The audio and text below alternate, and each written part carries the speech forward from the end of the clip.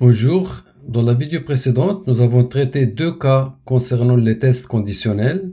Et dans cette vidéo, on va voir un autre cas. Je vais prendre par exemple note, une autre variable qui s'appelle note par exemple. Donc je vais donner par exemple ici la note 15. Donc je vais écrire le test. Donc le test c'est entre parenthèses if note est supérieur à 15. Donc on va dire très bien, echo, donc on va afficher très bien, else if, donc note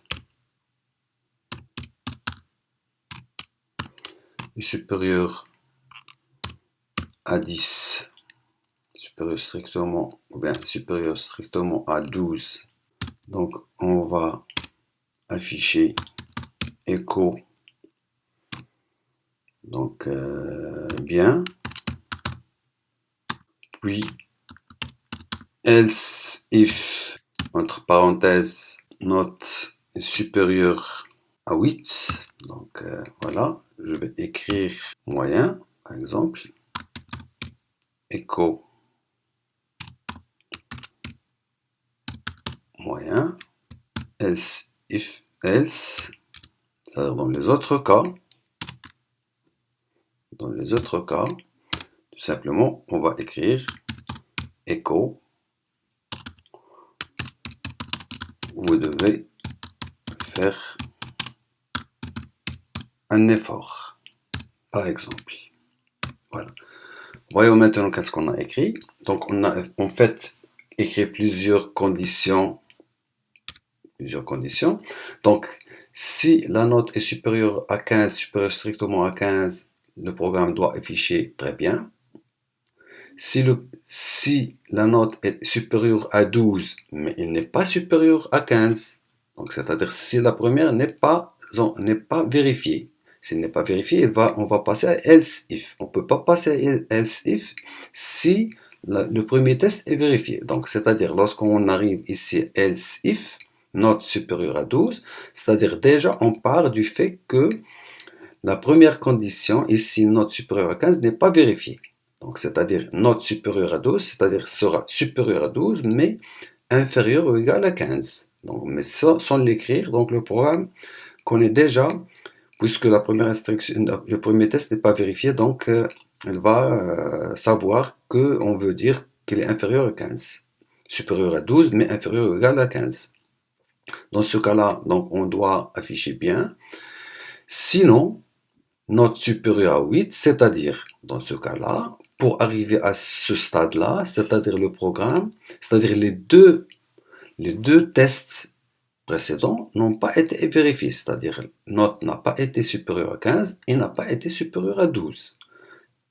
Donc si note est supérieure à 8 dans ce cas-là, cela veut dire supérieur strictement à 8, mais inférieur ou égal à 12. Dans ce cas-là, on va afficher moyen.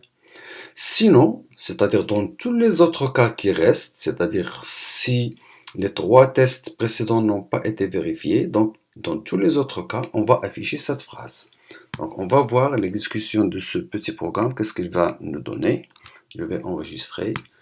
Et sachant qu'on a attribué, on a assigné la valeur 15 à la variable note. Donc je vais donc actualiser. Bien.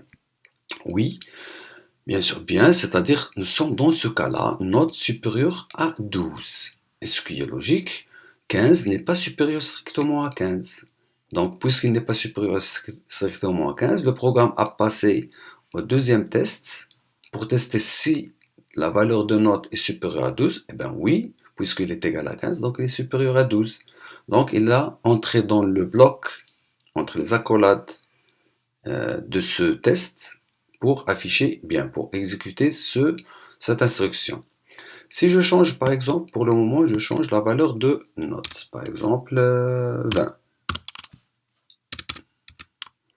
Je donne 20. Donc, vous l'avez compris, donc directement, il va afficher normalement les instructions du premier bloc, puisque c'est le premier test qui est vérifié. Donc, je vais enregistrer, puis j'actualise. Donc, très bien. Et bien, dans ce cas-là, vraiment, donc, il a bien vérifié le premier test. C'est vrai, donc, il exécute les instructions du premier bloc. Si je change encore la valeur, par exemple, je laisse 2, par exemple, dans ce cas-là, donc, je vais actualiser et il m'affiche, vous devez faire un effort, c'est-à-dire le dernier bloc, c'est-à-dire 2 n'est pas supérieur à 15, donc il passe au deuxième test. Est-ce qu'il est supérieur à 12 ou non? Non, il n'est pas supérieur à 12. Donc, puisqu'il n'est pas supérieur à 12, donc il passe au troisième test. Est-ce qu'il est supérieur à 8 ou non? Non, il n'est pas supérieur à 8, donc il passe à l'autre bloc qui reste, c'est else, c'est-à-dire qui englobe tous les autres cas pour afficher l'instruction de ce bloc. En fait, donc c'est le principe, c'est simple, il n'y a pas de miracle pour les conditions. Et on peut écrire le if, else if, le nombre de else if qu'on veut, tout simplement. Mais lorsqu'il s'agit de plusieurs tests, dans ce cas-là, on va voir une autre variante, une autre manière de mettre ça en place, mieux que de faire une succession de else if qui est très longue. Alors, avant de clôturer cette vidéo, donc je vous invite à retenir qu'on peut toujours avoir plusieurs else if qui se suivent les uns après les autres, après bien sûr un if initial, mais il faut savoir que le premier else if qui sera évalué comme vrai, c'est-à-dire true, sera exécuté. Autrement dit, l'expression else if est exécutée seulement si le if précédent et toutes les autres else if précédentes sont évaluées comme false et que votre else if est évalué à vrai, c'est-à-dire à true. Voilà, je pense qu'on a fait le tour sur les conditions et on se retrouve dans la vidéo suivante.